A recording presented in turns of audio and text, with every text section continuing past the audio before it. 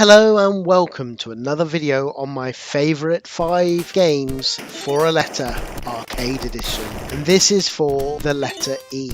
Now you all know the drill. Now this is where I choose my personal top 5 favourite games per letter, imagining that all others I would not be able to play. Consequently, this is not what games are most important to video game history or even loved by most, but for me, what are my personal favourites that I love to play the most. Now, as I go through this video game series, the choices may surprise you. To be honest, they've surprised me, but it's an interesting exercise, and what I hope is, of course, is I give you some of my thoughts and suggestions as we go through these arcade games. It might encourage you the next time you're looking at these countless number of games to play on these retro-laden lists out there, that it may get you playing specific ones again and rekindle some of these loves for what is often forgotten gems. Okay, as I mentioned, this is the letter E for the arcades, so without further ado, let us begin. Okay, for my number 5 game, I've chosen Jalico, the 1991 shooter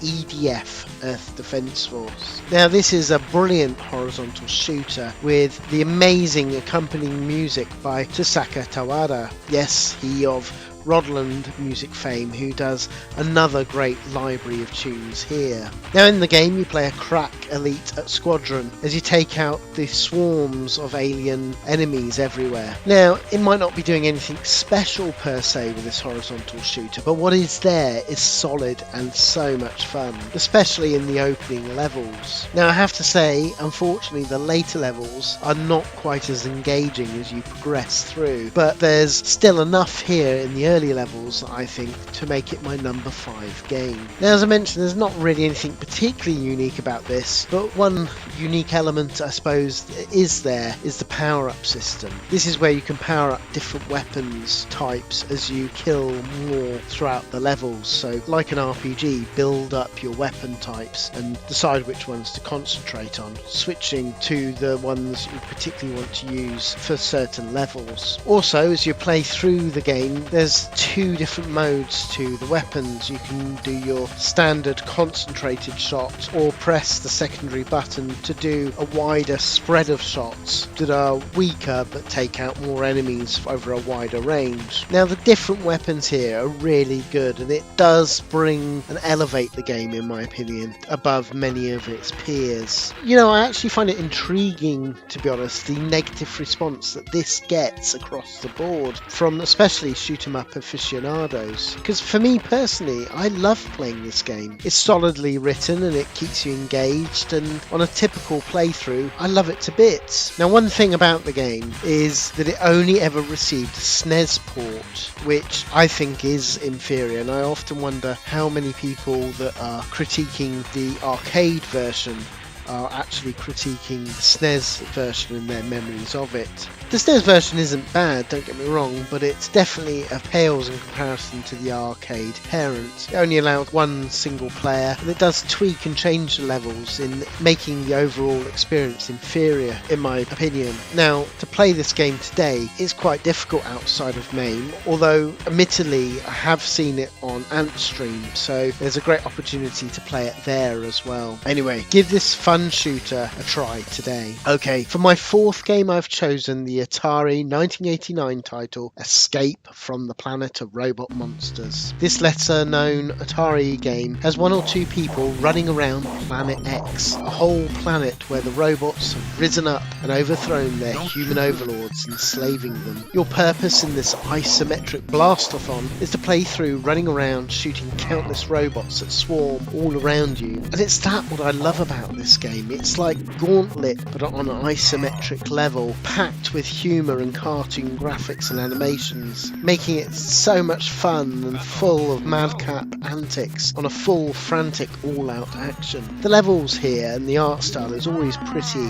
and it's great seeing you run frantically around shooting these swarms of enemies in every direction, trying not to shoot the enslaved humans and flicking large switches to start up escalators to to take you to the next section. Now, interspersed with these standard levels, you get to fly in your trusty craft to make it to the exit before the countdown, going through a maze, making sure that you make all the right turns. Now, all before the timer goes down to 0 and it causes a big explosion. Now, this game was made by Mark Pierce, and he would go on to design Pit Fighter, Clax, before going on to the Midway division that bought out Atari to do the San Francisco Rush games. So you'd know this is a guy that understands how to do fun, and he's shown it here as always. Now, I loved this game back in the day, especially on my Amiga, because the Amiga and ST port by Domark is really solid and captures the arcade game really well. Now, playing it on MAME, I do find you do need to play it on an analog stick as opposed to the standard arcade stick.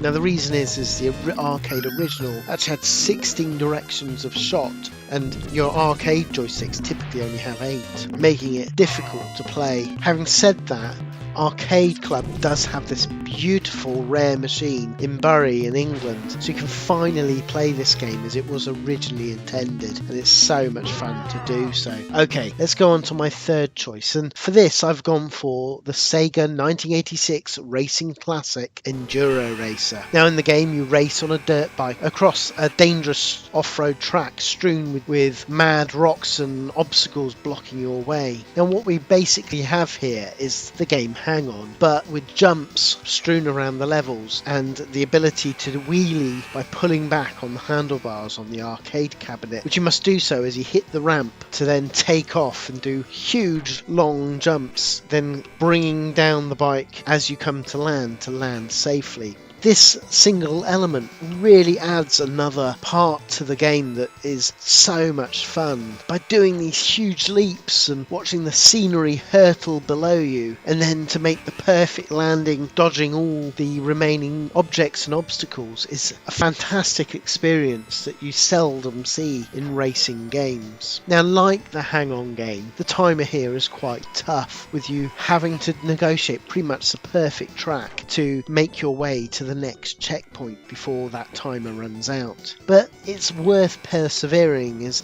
each time you get that little bit further as you make your way through all the interesting levels. Now, back in the day, this saw some amazing home ports of this game, with particularly the Spectrum version being particularly impressive and swallowing up loads of times of specky players everywhere who were lucky enough to own it. Now, outside the home computers on the 8-bits, the only console release that was done was on the Master System. But just a heads up, although it's quite a good game, this is a completely different game to the arcade original, being from an isometric viewpoint. Now, since that time, Sega's never ever seemed to release it, sadly, so unfortunately today the only place to play it is on MAME, unless you're lucky enough to see it out in the wild in one of the arcades. Okay, for my number 2 choice, I've gone for the game Elevator Action Returns, or Elevator Action 2 as it's also known by. It's by Taito and it was released in 1995. Now, I've got to be honest, I'm not actually much of a fan of the first game in the series that was released in 1983, but this update does so much more to the game and makes it consequently so much fun that it's definitely one of my favourites. Now, in the game you play from a choice of 3 operatives who must negotiate all the buildings using the lifts and entering certain coloured doors to aid progression. Now, blue doors give you bonus or power-ups, and red doors, meanwhile, they have to be entered to make a lift work or something that ensures your progression. Now, I adore this game. It all runs so fluidly, really testing your arcade gaming chops as you blast your way through the countless nice variety of 6 levels and their many enemies, even though I always feel a bit guilty when I'm constantly having to shoot the dogs in this game. Now, over the years, I have played the arcade perfect Japanese Saturn port of this game and loved every minute, and I suppose therefore I've grown real nostalgic love for the title. But for those not lucky enough to own a Saturn, let alone the Japanese import of the game, which takes a lot of money today, this does emulate, as you can see here, brilliantly in MAME. And I also believe that this is in the Arcade Club of Leeds, so there's a wonderful opportunity to play it on real hardware for what is quite considered a rare arcade game to track down and play. So give this fun, brilliant blaster a go today and you won't be disappointed. Okay, let's go on to my number one game for the letter E.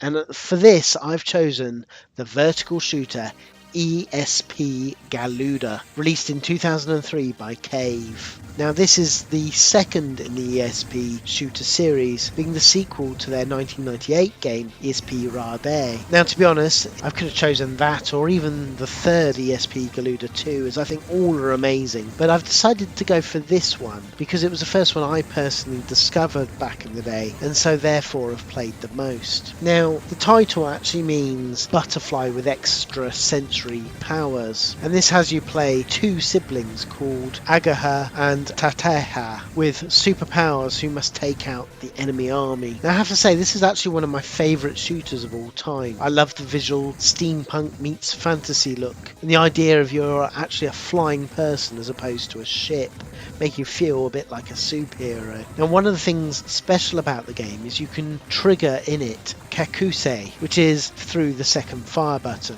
Now what this does, it allows you to do kind of like a magic to slow down the bullets. They change colour and they move slower, and it allows you temporarily to negotiate the quite frankly manic bullet patterns being hurled at you to make your way through. Now of course the trouble is this is a special mode that uses up green gems, and so you only have a short time before you use up all the gems that you've picked up. And that's about it from a game point of view. It's got great bosses, great weaponry, and it's all perfection as you come to know and love with Cave shooters. But I adore it. I love all the complex patterns and that look that people see when they see you negotiate all these countless bullets hurling at you from all directions. Now the game is made by Tsuneki Ikeda, and of course many of the team behind such games as Dudonpachi and Ketsu, Mushi Mushi Pork and Mushi Time Sama. Some of my favourite shooters of all time. But for this game, we only actually saw a PS2 port back in the day. Although for the sequel, there is a brilliant version on the Xbox 360 for ESP Galuda 2. Now these days, sadly, the only other place to play it is in places like Arcade Club or on MAME, and sadly it doesn't seem to be one that particularly gets on any other platform. But as you can see, MAME does a great job here, so there's no excuse to track down this gem of a game today. Okay, they were my top 5 games for the letter E, but as always there was a stack of amazing games and big hitters worthy of a shout out that just didn't make my list. So I'm going to spend some time mentioning some of those games now. Okay, first we have Nintendo's Excite Bike. Now many probably don't appreciate that this was originally an arcade game before making it onto the NES, and there's a few subtle changes and slightly better graphics to the NES original. Now this is a great fun game, although it is brutal and quite frustrating, that can sometimes annoy the gamers playing it, myself included. Next, an honourable mention goes to Euro Champ 92 by Taito. Now this is a surprisingly fun arcade football game, definitely one of my favourites. It plays so well passing from player to player and getting in those goals, but you do get the feeling that the Japanese developers involved in the game never actually seen a game of football before. It's funny, the simple things like getting the right kit colours for the different teams are wrong, with England being in the blue kit for example, just make me personally smile out. And little touches as such as the ref getting hit by the ball, or likewise a shot hitting one of the cameramen, just nice touches that make me smile from ear to ear. Okay, another title worthy of mention is Express Raider. Now this is a screen-by-screen fighter and a lot of fun as you single-handedly stop a great train robbery in the Wild West, making your way from screen to screen. And it's a fun beat-em-up really, mixed in with some nice running at the side of the train shooting sections as well. Now another game that I feel I should mention is 18 Wheeler by Sega. Now I realise I'm cheating a bit here because I suppose you could say it should be in the number section, but I felt a bit guilty that I didn't include include it there, so I've decided to use the E for the 18-wheeler by Sega, and it does say it on the marquee. What you have here is the American truck being driven across America. It's fun, and I love some of the things and the madcap craziness as you sort of smash things out the way. But as I progress, I find it's not actually an all-out classic that I perhaps love in the same way I love, say, Crazy Taxi. Now, of course, another game worthy of mention is Empire Strikes Back. This was an upgrade kit to the original Atari Star Wars arcade cabinet, and it tries to take those original levels but put in new ones to fit around the second film. So you've got probe droids section, you've got bringing down the AT-ATs with the tow rope, an asteroid level, and TIE fighter battles. I guess it feels a bit messy, this one, although it still in many ways should be on paper just as fun. I think part of it is there's no real final standout moment in the same way that you get with the original Star Wars film. And that's perhaps its problem, but it definitely is nowhere near the original classic. Now, thankfully for this one, incidentally, it is a hidden game on the Rebel Strike game on the GameCube along with the original and Return of the Jedi, so well worth tracking it down and playing it on there. Now, along with those games, there's some amazing shooters that are well worthy of mention as well. One hidden gem is Exorzeus. Now, this is a fantastic Taito horizontal shooter, and I think many of you probably have never heard of it, but it's well worth tracking down and giving it a go. It plays fast and it's as smooth as butter, being a huge amount of fun as you take out all the enemies on the game. It's definitely a great shooter.